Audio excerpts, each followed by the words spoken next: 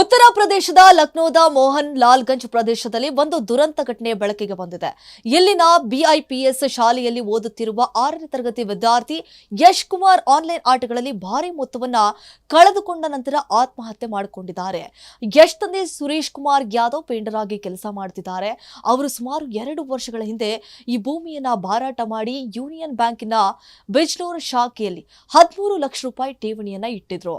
ನೋಡಿ, ಸೋಮವಾರ ಪಾಸ್ಬುಕ್ ನವೀಕರಿಸಿದ ನಂತರ ಖಾತೆಯಿಂದ 13 ಲಕ್ಷ ರೂಪಾಯಿ ಕಡಿಮೆಯಾಗಿದೆ ಅನ್ನುವಂತಹ ಮಾಹಿತಿ ಬಂದಾಗ ಅವರು ಶಾಕ್ ಆಗಿದ್ದಾರೆ. ತನಿಖೆಯಲ್ಲಿ ಈ ಮೊತ್ತವನ್ನ ಆನ್ಲೈನ್ ಆಟಗಳ ಮೂಲಕ ಖರ್ಚು ಮಾಡಲಾಗಿದೆ ಅಂತ ಹೇಳಿ ಕಂಡು ಬಂದಿದೆ.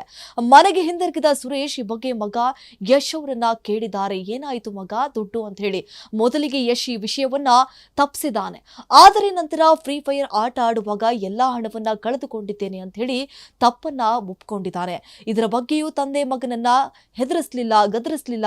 ಆದ್ರೆ ಇದಾದ ಕೂಡಲೇ ಯಶ್ ತನ್ನ ಕೋಣೆಗೆ ಹೋಗಿ ಫ್ಯಾನ್ಗೆ ನೇಣು ಬಿಗಿದುಕೊಂಡು ಆತ್ಮಹತ್ಯೆ ಮಾಡಿಕೊಂಡಿದ್ದಾನೆ.